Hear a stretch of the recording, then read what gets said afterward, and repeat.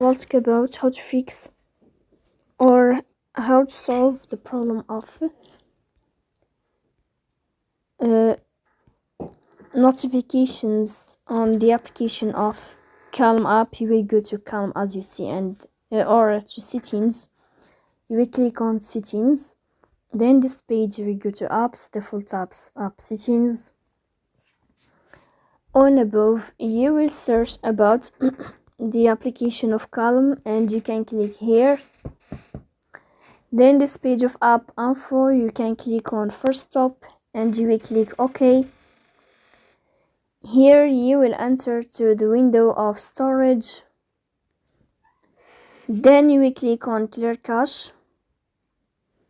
In the end, you can turn off your phone and you can restart your phone again. So please don't forget to support us by like and subscribe. See you next time in another video.